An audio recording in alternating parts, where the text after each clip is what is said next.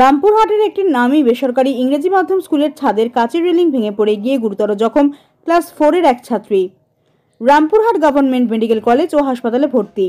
জানা যায়, আজ বুধবার দুপুরে ক্লাস 4-এর ছাত্রী নাইরা শাহ স্কুলের দোতলায় যখন সহপাঠীদের সাথে খেলা করছিল, সেই সময় কাচের রেলিং ভেঙে নিচে পড়ে যায়।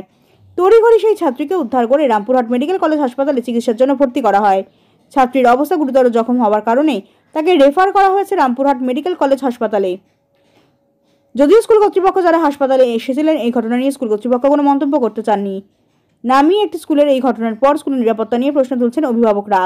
ছাত্রদের দোতলায় কিভাবে কাচের রেলিং দেওয়া হলো, কেন কাচের পর ব্যারিকেড দেওয়া হয়নি, সেই নিয়ে উঠছে নানা প্রশ্ন।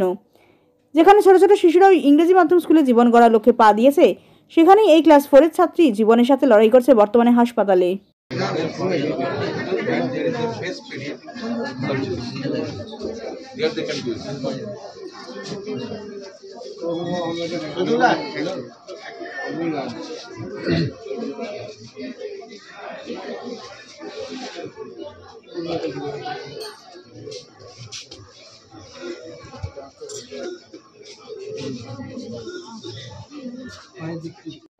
কি হয়েছে বলুন? কি হয়েছে আমি যতটুকু শুনলাম যে কাঁচ ভেঙে একটা ছেলে 20 ফুট 25 ফুটের উপর থেকে পড়ে গেছে, একটা মেয়ে। সেটা হচ্ছে আমার ভাতিজি। কোন ক্লাসের স্টুডেন্ট? 4। কি বলবেন, স্কুলে এরকম ভাবে ছাদ থেকে পড়ে যাচ্ছে? ছাদ থেকে তো পড়ে, কোথা থেকে পড়েছে? তাহলে রেলিং থেকে পড়েছে, রেলিং থেকে পড়েছে। তা কি বলবো যে আমার স্কুলের রেসপন্সিবিলিটি কোথায় আছে? আমি যে ছেলে পেলেকে পড়াতে পাঠাবো, তার রেসপন্সিবিলিটি কোথায় আছে? কোথায় আছে? আজ মেয়েটার কিছু হয়ে গেলে কে জিম্মা নিবে? জিম্মা নিবে? উনি জিম্মা নিবেন? আমি একটা সুস্থ মেয়েকে স্কুলে পড়তে পাঠাচ্ছি, এই অবস্থা। আপনি যে দেখুন একবার কি অবস্থা, আপনার চোখে জল চলে আসবে।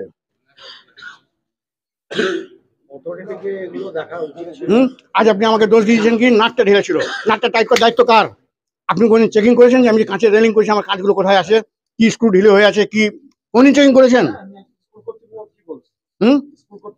স্কুল কর্তৃপক্ষ কি বলবে? সবাই আছেন ওনারা এখানেই। আপনি কাঁচের ব্যারিকেড করেছেন কোন হিসাবে?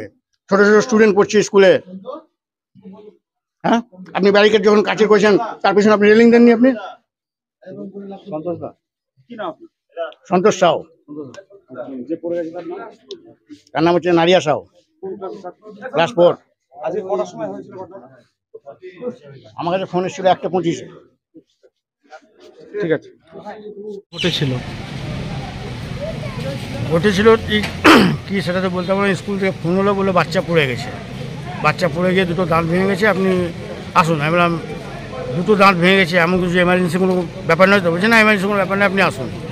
পরে শুনতে পারলাম যে 3 তলা থেকে মেয়ে কাঁচ ভেঙে কাঁচ নিয়ে নিচে পড়েছে। তাহলে আমার বলার বক্তব্য হচ্ছে যে আমরা ছেলেকে পাঠাচ্ছি পড়াতে, তাহলে রেসপন্সিবিলিটি কোথায়? আমার ছেলের রেসপন্সিবিলিটি কে নেবে? স্কুল কর্তৃপক্ষ নেবে না গার্জেনই নেবে? আজ এত বড় একটা ঘটনা ঘটে গেল। আমি প্রথম শুনছি যে কাঁচ দিয়ে আপনার করা আছে, তার বাইরে কোনো সেফটি কিছু নেই। যদি একটা সেফটি রেলিং দিয়ে দিত, তাহলে এত বড় ঘটনাটা ঘটতো না তো। আর যদি মেয়েটার যদি কিছু আমার হয়ে যেত, তাহলে দায়িত্বটা কে নেবে? কে দায়ী হবে? কি চাইছেন আপনারা? হ্যাঁ, কি চাইছেন আপনারা?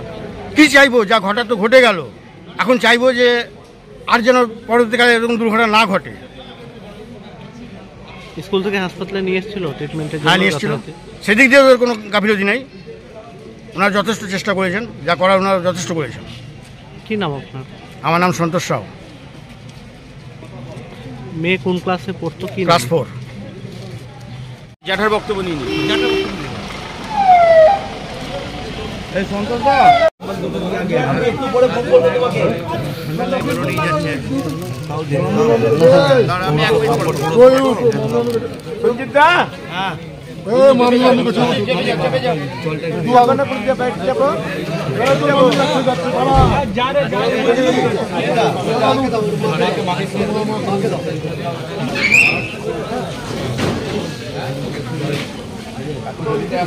একটা ত্রুটি রয়েছে বলে অভিভাবকরা একটা অভিযোগ। পরিকাঠামোর দিক দিয়ে ব্যাপারটা নয়, এটা একটা দুর্ঘটনা যখন ঘটে যায় তখন তো কিছু করার থাকে না। আমাদের সমস্যা হচ্ছে যে আমাদের ক্লাসের মধ্যে থেকে সেই সময় টিফিন ব্রেক চলছিল।